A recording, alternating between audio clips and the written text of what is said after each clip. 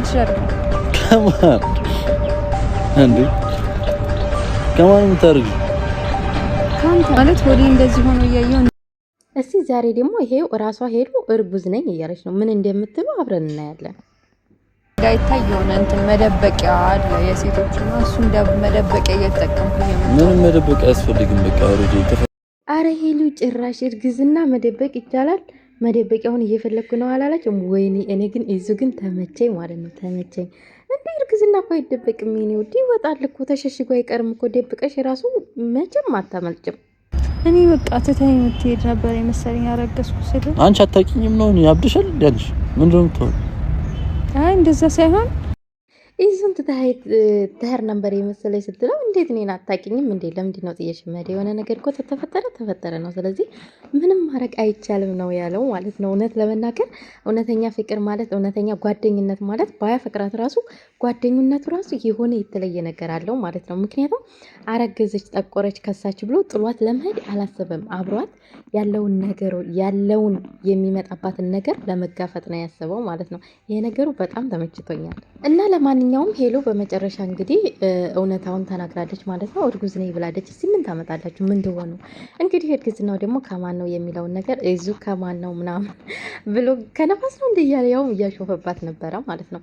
እውነት ለመናገር ግን የሆነ ነገር ከሆነ በኋላ እኮ ምንም ማድረግ አይቻልም። አንዳንድ ሰዎች በእርግጥ እርጉዝ ነኝ ወይም ፍቅረኛ ላይ ምናምን ስንል እነዛ ሰዎች እኛን አይፈልጉንም፣ ጥለውን ነው የሚሄዱት ማለት ነው። አንዳንድ ሰዎች ደግሞ እስከ ጉድለታችን ነው ተከትለውን እስከ መጨረሻ የሚጓዙት ማለት ነው። እና ስለዚህ ኢዙን እዚህ ጋር ከኢዙ ስለ ኢዙ የታዘብኩት ነገርና ያየሁት ነገር ቢኖር እርጉዝ ብትሆኝ ራሱ አሳድገዋለሁ፣ ምን ችግር አለ፣ የትም ጥዬሽ አልሄድም ነው ያላት ማለት ነው።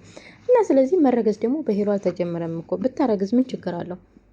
እንዳውም ማለት ነው ተመልካቾቿና አድናቂዎቿ እናሳድገዋለን፣ ተይው ይረገዝ፣ እውነት ይሆን እያሉ ራሱ ድጋፍ እየሰጧት ነበረ። የሚገርማቸው ነገር ማለት ነው። እና ለማንኛውም የሆነ ሰው የሆነ አስተያየት ሲሰጥ ባትነቅፉ፣ ያ ሰው ለምንድን ነው እንደዚህ ያለው ከምን ተነስቶ ነው ብላችሁ ከስር እስከ መሰረቱ ድረስ ያለውን ነገር ማጣራት ነው እንጂ ያለባችሁ ዝም ብላችሁ ከእንግዲህ ተነስታችሁ ያ ሰው ስላወራ ብቻ ለምንድን ነው እንደዚህ ያልሽው አንቺ ሆነ እሸሽን ነው ምናምን እንደዚህ ማለት የለባችሁም ማለት ነው። ከምን ተነስታ ነው እንደዚህ ልትል የቻለችው ብላችሁ ወደ ኋላ ተመልሳችሁ ማሰብ አለባችሁ። አሁን ምሳሌ ሄሉ እርጉዝ ነኝ ያለችበት ምክንያት አላት። አሰባችሁ? አያችሁ?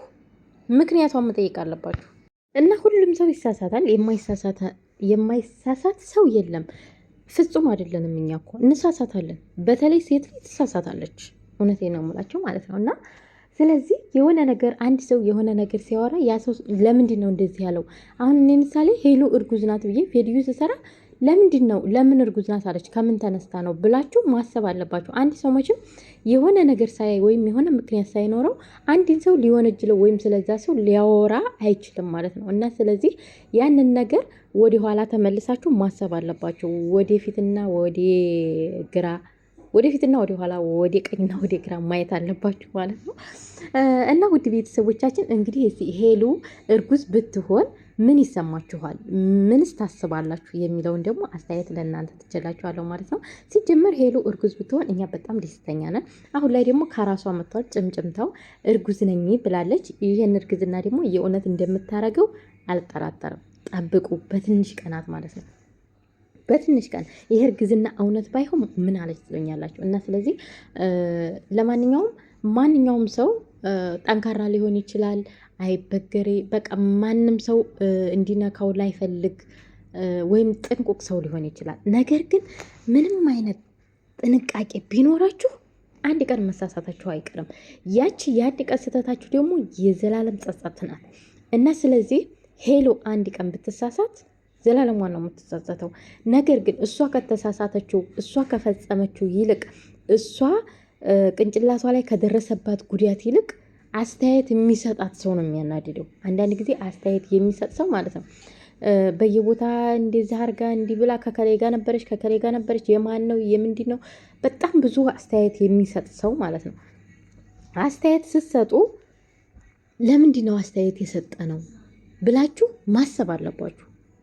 ዝም ብላችሁ አስተያየት አትስጡ። ዝም ብላችሁ ስለ ሰው ግምት አትወሰዱ።